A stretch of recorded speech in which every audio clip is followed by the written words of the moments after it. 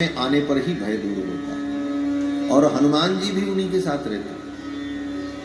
हनुमान जी ने भी अभी तक कोई सहयोग नहीं किया सुग्रीव का। गोस्वामी तुलसीदास जी इस प्रसंग पर थोड़ा संकेत करते हैं कि हनुमान जी ज्ञानी नाम अग्रगण्यम बुद्धिमताम वरिष्ठम सब कुछ है और सुग्रीव के परम हितैषी हैं। फिर भी सुग्रीव छिप करके वहां पड़े हैं और अभी तक हनुमान जी ने सुग्रीव जी की कोई सहायता, ऐसी सहायता नहीं की जिससे उनके दुख की निवृत्ति हो जाती। तो गोस्वामी जी महाराज कहते हैं कि बाली बैरी सुग्रीव के कहा कियो हनुमान। बाली बैरी सुग्रीव के कहा कियो हनुमान। हनुमान जी वही थे लेकिन सुग्रीव का वो संरक्षण नहीं कर पा रहे थे। बाली का भय सुग्रीव को बना रहा। क्यों? बोले बाद में हनुमान जी में इतनी दिव्यता कहां से आ गई?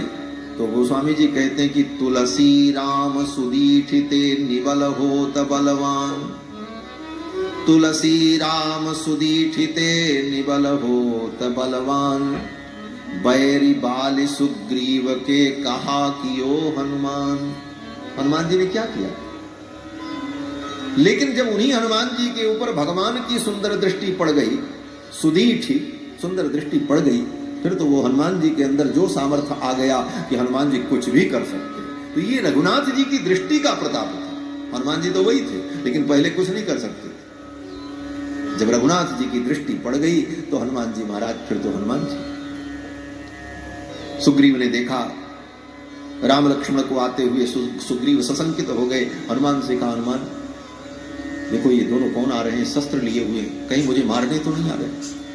जाओ पता लगाओ और देखो, अगर पता चल जाए कि ये मारने के लिए आ रहे हैं तो इशारा करना और मैं भाग जाऊंगा। सुग्रीव जी भागने में बड़े कुशल हैं महाराज, और भागने से ही तो इनका प्राण बचा, नहीं तो मार दिए गए होते। बाली तो मार ही देता। भागने में बड़े कुशल हैं। सुग्रीव जी ने यही कहा कि हनुमान संकेत कर देना, मैं भाग जाऊंगा। पठे बाली होई मन मेरा, पठे बाली होई मन मेरा।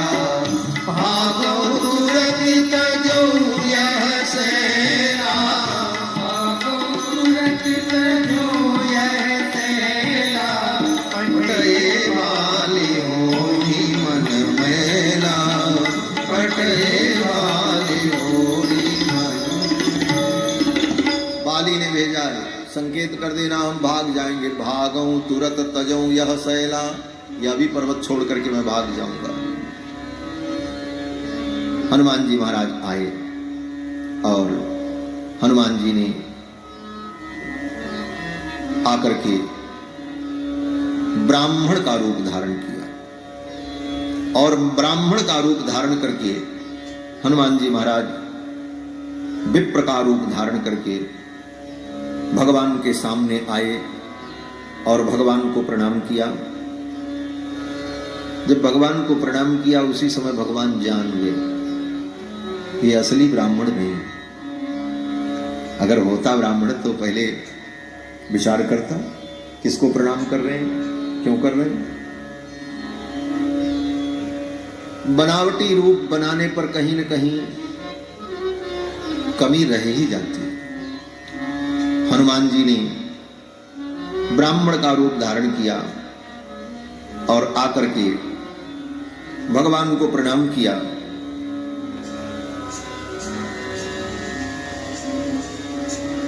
और पूछने लगे आप कौन हैं, कहां से आए हैं? तो राम जी हनुमान जी से बात नहीं करते, लक्ष्मण से कहते हैं लक्ष्मण पूछो ये कौन है और क्यों आए हैं।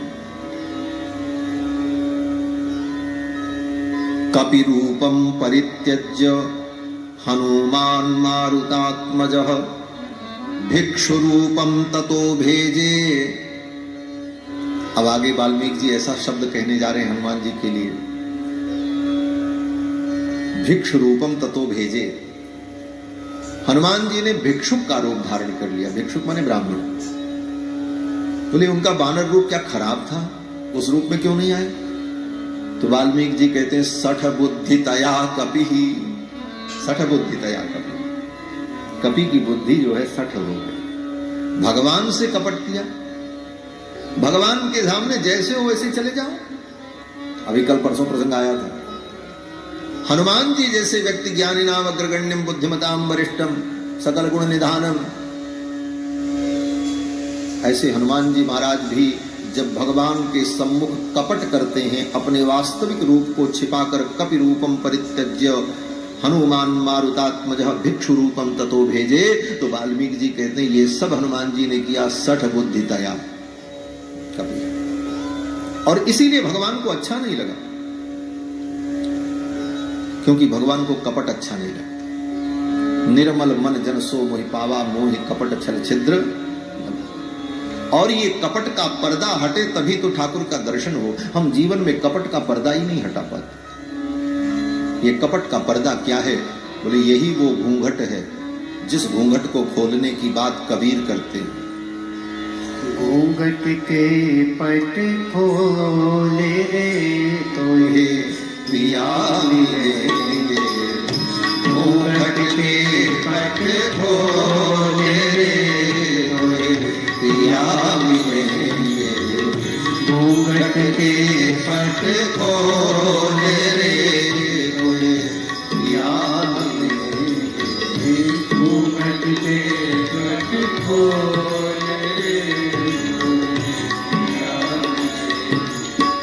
घट घट में तूने साईं बसत है, घट घट में साईं बसत है, घट घट में तूने साईं बसत है, घट घट में तूने साईं बसत है, कटु बचन मत बोले,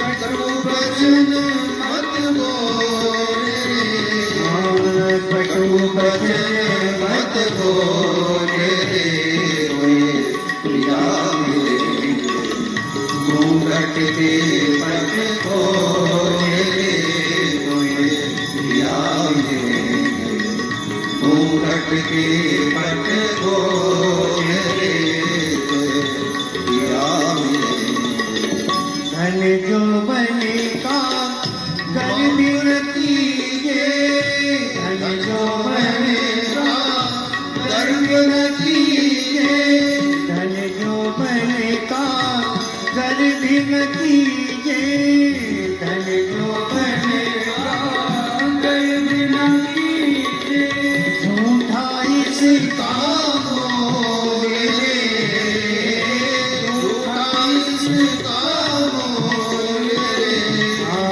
झूठा इसका बोले कोई पिया मिलेंगे, घूंघट के पट खोले कोई पिया मिलेंगे, घूंघट के पट खोले कोई पिया मिलेंगे, घूंघट के पट खोले कोई पिया मिलेंगे।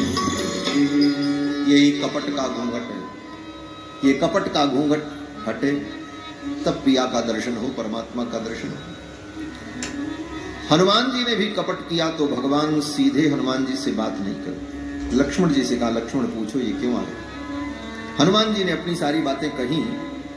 हनुमान जी ने भगवान के स्वरूप को देख करके कहा श्रीमंतौ रूप संपन्नौ, आप दोनों श्रीमान हैं, रूप संपन्न हैं, विषभश्रेष्ठ विक्रमौ, और पराक्रमी हैं, हस्ति हस्तोपम भुजौ, हाथी की सूंड के समान बड़ी बड़ी आपकी भुजाएं हैं, आयताश्च सुवृत्ताश्च बाहव परिघोपमाः, ये बड़ी बड़ी आपकी भुजाएं परिघ के समान, सर्वभूषण भूषार्हा किमर्थम न विभूषिता। हनुमान जी कहते हैं हे भगवान, आपके ये अंग प्रत्यंग जो हैं, इनका जो लक्षण है, इन लक्षणों को देख करके लगता है कि ये अंग आभूषणों से सुसज्जित होने के योग्य हैं, लेकिन आपने आभूषण धारण नहीं किया। सर्वभूषण भूषारहा। देखो भूषण भी सबको अच्छा नहीं लगता,